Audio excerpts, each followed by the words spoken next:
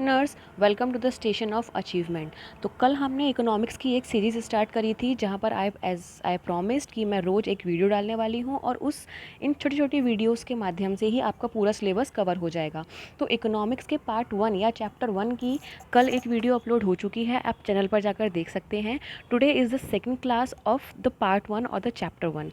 कल हमने बात करी थी कि ह्यूमन एक्टिविटीज़ कितने तरह की होती हैं और उनका इकोनॉमी से कैसे कनेक्शन है, इकोनॉमी क्या है, कितनी तरह की होती है economy, and what is the economics. ठीक है, एक क्विक सा रिवीजन ले लेते हैं ताकि आगे की क्लास में कोई कन्फ्यूज़न ना हो। तो ह्यूमन एक्टिविटीज़ की अगर हम बात करें तो वो दो पार्ट्स में डिवाइडेड हैं, economic activities and non economic activities. Economic activities हम करते हैं टू अर्न मनी, जैसे agriculture, production etcetera. Non economic activities किसी भी रीज़न से हो सकती है अदर दैन अर्निंग मनी, जैसे प्लेजर, आराम करना, एंटरटेनमेंट लेना, आपकी हॉबी हो सकती है, पीस ऑफ माइंड के लिए हो सकता है, पूजा पाठ, मेडिटेशन एक्सेट्रा, या कुछ सोशल वर्क हो सकता है, ऐसा कुछ।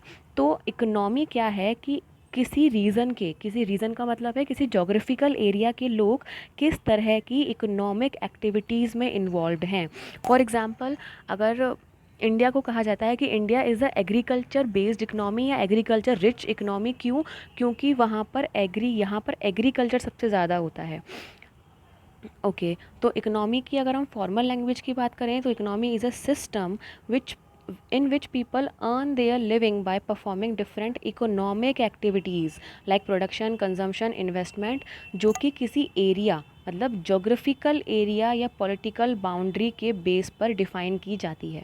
इकोनॉमी हमने पढ़ी थी कि तीन तरह की होती है, मार्केट इकोनॉमी, प्लान्ड इकोनॉमी या मिक्स्ड इकोनॉमी।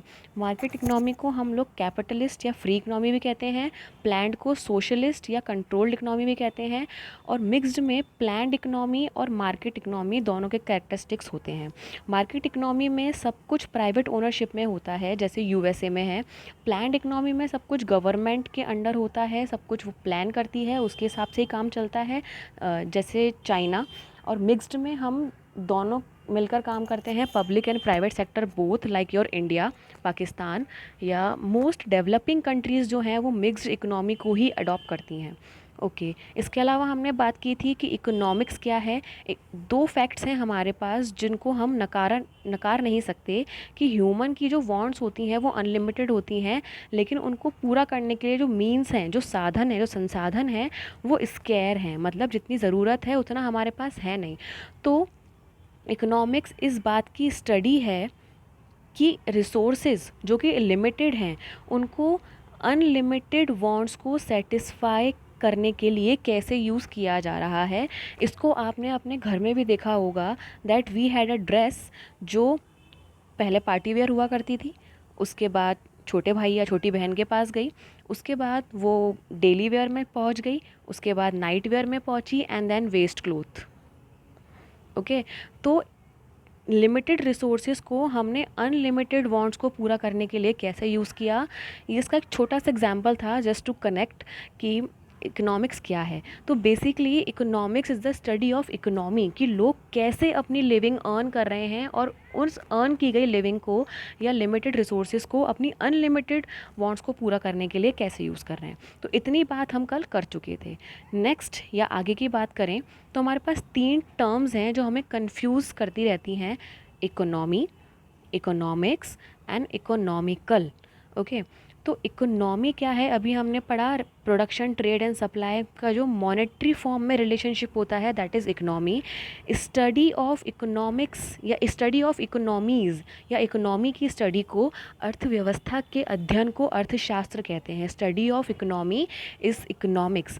और इकोनॉमिकल जब वहाँ वर्ड आता है तो दिस इज़ अ एडजेक्टिव या किसी की क्वालिटी बता रहा होता है, जहाँ पर किसी काम को करने के लिए बहुत ज़्यादा की ज़रूरत नहीं है, जैसे ये बहुत इकोनॉमिकल है कि मनी की ज़्यादा ज़रूरत नहीं है, इकोनॉमिकल रेट में हमको मिल गया, इकोनॉमिकल टाइम लगा इसमें, इकोनॉमिकल स्पेस में ये चीज़ फिट हो जाएगी। तो इकोनॉमिकल इज़ जहाँ पर बहुत ज़्यादा की रिक्वायरमेंट नहीं होती। आपने एयर टिकट्स में सुना होगा कि हम इकोनॉमिकल में ट्रैवल कर रहे हैं या बिज़नेस क्लास में ट्रैवल कर रहे हैं, that is also example of this. Hope clear हो गया होगा। नेक्स्ट, ये वर्ड या इस टर्म को समझना is the most important thing, क्योंकि पूरी इकोनॉमिक्स जो है वो इस पर बेस्ड है, स्कैरसिटी। स्कैरसिटी क्या है, जिसको हम हिंदी में कमी कह सकते हैं, कमी। फॉर एग्ज़ाम्पल, आपने आपके फादर से 2000 रुपीज़ मांगे कि हमको दे दो, पार्टी करनी है या पिकनिक पर जाना है या whatever. He said no बेटा, सिर्फ 1500 रुपये ही मिलेंगे।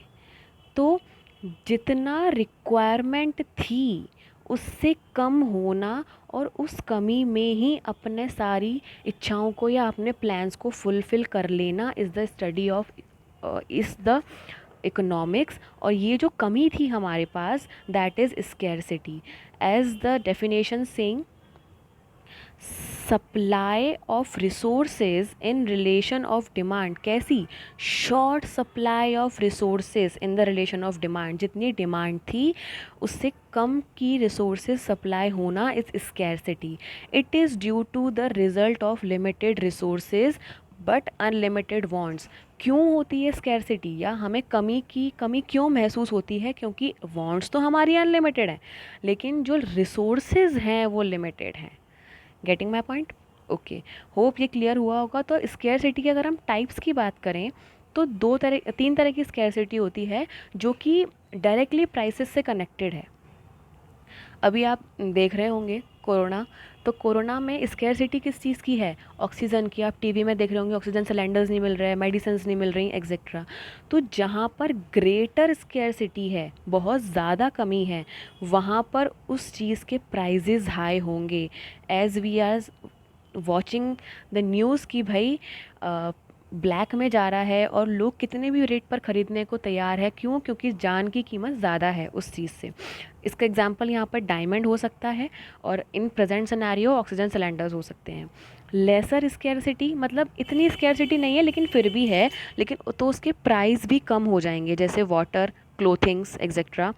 और जहाँ पर किसी चीज़ की स्कैरसिटी है ही नहीं, किसी चीज़ की कमी है ही नहीं, तो उसकी वैल्यू भी नहीं होगी।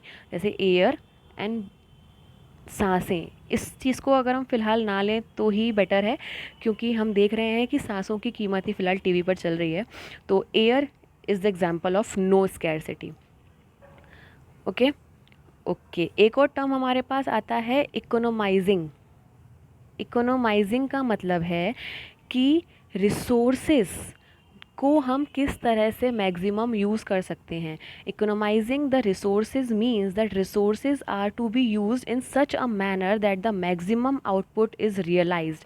जैसे अभी हमने एग्जांपल लिया था कि हमारे पास ड्रेस थी और वो किस तरह बहुत सारी स्टेजेस से गुजर कर क्या बन गया, एक वेस्ट क्लोथ बन गया, लेकिन फिका नहीं। क्यों? क्योंकि हम उस रिसोर्सेज जो हमारे पास लिमिटेड हैं उसको हम किस तरह से मैक्सिमम आउटपुट उसमें से निकाल सकते हैं, दैट इज़ इकोनोमाइजिंग। ओके, आगे बढ़ते हैं। इकोनॉमी के बारे में हम बात कर चुके हैं कि इकोनॉमी तीन तरह की होती है, market economy, planned economy and mixed economy. अब इकोनॉमिक्स की बात करते हैं। इकोनॉमिक्स कितने तरह की होती है? दो बेसिस पर इसको डिवाइड किया गया है, on the basis of study and on the basis of data, कि किस तरह का डेटा है उसमें पढ़ने के लिए। तो on the basis of study is micro economics and macro economics, और on the basis of data it is positive economics and normative economics, जिसको हम positive science and normative science भी कहते हैं। ओके, तो इसको एक छोटा सा देख लेते हैं। सी, अगर हम किसी एक पर्सन के बारे में बात करेंगे, दैट इज़ माइक्रो, छोटा सा, छोटे से लेवल पर बात करना, छोटे से लेवल की स्टडी करना। लेकिन जब हम पूरी एक कंट्री की बात करेंगे like India, that is macro, जहाँ पर हम ओवरऑल की बात करते हैं या एग्रीगेट की बात करते हैं। एग्रीगेट का मतलब होता है संयुक्त रूप से पूरे की बात करते हैं हम। तो study of behaviour of individual, चाहे वो कस्टमर हो, चाहे वो फर्म हो, चाहे वो फैमिली हो, that is micro economics. And जहाँ पर हम होल इकोनॉमी की बात करेंगे, दैट इज़ मैक्रो इकोनॉमिक्स। एक और एग्जांपल से लेते हैं। सपोज़ हम कुछ पैकेट्स बनाते हैं, पैकेट्स कुछ भी बनाते हैं, चिप्स बनाते हैं, लेज़ बनाते हैं, लेस नहीं बना सकते बट फिर भी चलो चिप्स बनाते हैं। तो इस चिप्स का अगर हम किसी एक फर्म के लिए देखें कि ये हमसे कितना होलसेल में ख़रीद रहा है या कितना ये सेल कर रहा है, that will be studied in micro economics. लेकिन जब हम ये देखेंगे कि इंडिया में कितनी लेस बिक रही है, इंडिया में कितने हमारे चिप्स के पैकेट बिक रहे हैं, दैट इज़ मैक्रो इकोनॉमिक्स। इसके अलावा हम देखें कि एक फर्म की प्रॉब्लम क्या है, उसके क्या सॉल्यूशंस हैं, दैट इज़ माइक्रो इकोनॉमिक्स। और जब हम एक पूरी कंट्री की बात करें, दैट इज़ मैक्रो इकोनॉमिक्स। जब हम पर कैपिटा नहीं, जब हम किसी एक फैमिली की या एक फर्म की या एक एरिया की बात करेंगे कि इसकी इनकम कितनी है, दैट इज़ माइक्रो इकोनॉमिक्स। और जब हम पूरे कंट्री के इनकम की बात करेंगे या पर कैपिटा इनकम की बात करेंगे, पूरी कंट्री के प्रॉब्लम्स की बात करेंगे, that is macro economics. Hope clear हो गया होगा। पॉजिटिव एंड नॉर्मेटिव की बात करते हैं। आपने कई बार सुना होगा कि भाई पास्ट में ऐसा हुआ, पास्ट में ऐसा हुआ, प्रेजेंट में ऐसा हो रहा है एंड फ्यूचर में ऐसा होने की संभावना है। ऐसी पास्ट में ऐसा हुआ, प्रेजेंट में ऐसा हो रहा है एंड फ्यूचर में ऐसा हो सकता है। जब हम किसी एक बेस पे या किसी डेटा बेस पर या एनालाइज कर कर किसी चीज़ को बात करते हैं, दैट इज़ पॉजिटिव इकोनॉमिक्स।